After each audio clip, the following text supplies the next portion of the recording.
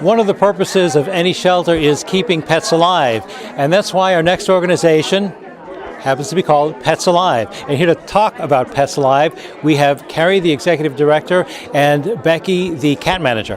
Hi, Becky and Geri. The other way around. But Geri, can you tell us a little bit about Pets Alive?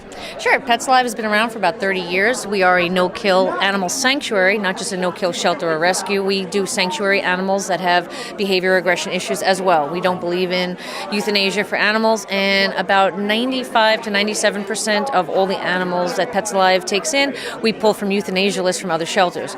We're very, very committed to no-kill and creating no-kill communities, and to that end, we encourage any shelter that is forced to kill for space to contact us so we can help take in their overflow, help them make connections and relationships to get those animals out of their shelter before they have to be euthanized and into rescues or organizations that can help them.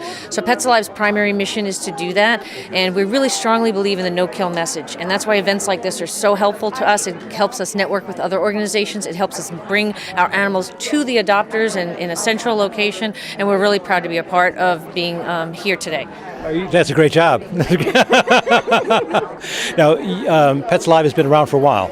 Yeah, we've been around for about 30 years. We have been a no-kill the entire time. We have been a shelter and a rescue. Our founder died about 6 years ago, and that's when I took over Pets Alive. And it's a very large facility.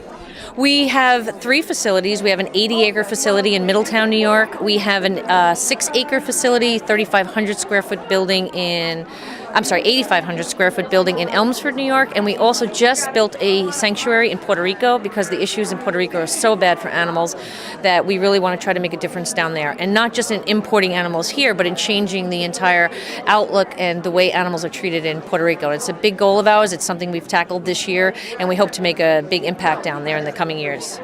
Well, one thing I've noticed here in the United States and developed countries, we have a certain attitude towards pets. But if you go to other countries, South China, cats and dogs are food, whereas North China and some of the developed areas in China, pet ownership has increased. So understanding the pet-human relationship, it's a challenge. It is a challenge, but what we're finding in Puerto Rico is that most of the reason for abandonment of animals is that people are very poor. The poverty level down in Puerto Rico, the unemployment level in Puerto Rico is very, very high. And so what we're finding by offering these people an alternative, by doing free spay and neuters and free medical, we're finding that we can impact the island in that way. Because if we give them another option to abandoning their animals, then most people are willing to take that. People don't seem to want to abandon animals. Sometimes they're forced to for economic reasons. And if Pets Alive can change that for them, then we can change the lives for the animals as well. That's a great mission, and it's wonderful that you decided to expand the mission of the organization.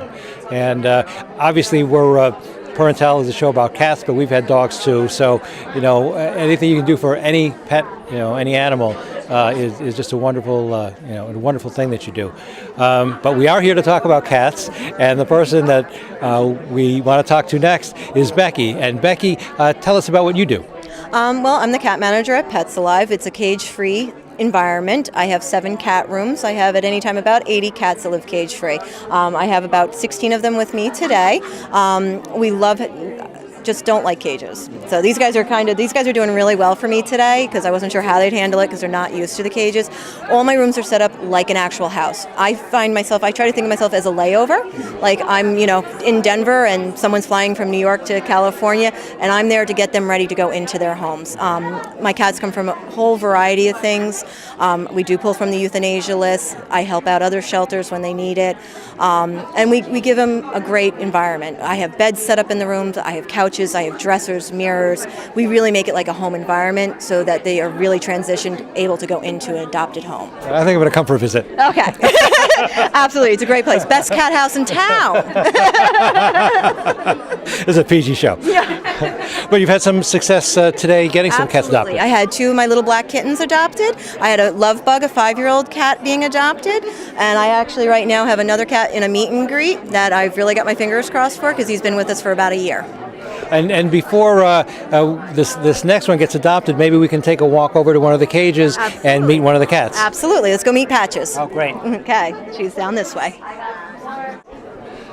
Now, Becky, who do we have here? This is Patches. She's 15 years old. She came into us from a homeless family. A family had lost their home. They were living in their car with their 3 cats and their dog.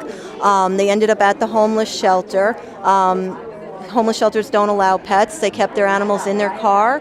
And about every hour this winter, they were going out and starting up the car to keep the cats warm and the dog warm.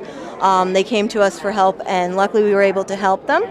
And Patches is the only one left. Her 2 younger siblings have been adopted, and her doggy brother was adopted. So we just have Patches now waiting for her forever home.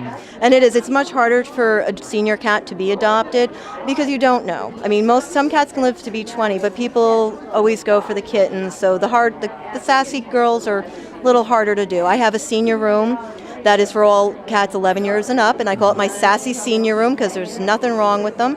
I myself just adopted a 16-year-old cat last year, and there's no greater joy than giving a senior pet a home. Right. I know we had adopted a 9-year-old cat, and she was gave us a lot of joy. She was my wife's best friend, even ahead of me. Yeah. But Patch is a beautiful cat, and you can see how the senior cats make great pets. They're calm, and especially if they come from a good rescue. And they've been taken care of. You can see how they can even deal with strangers.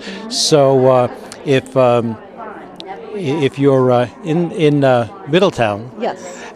Or if you want to find out about Pets Alive, how will they get in touch with you guys? They can go right on our website, which is petsalive.org.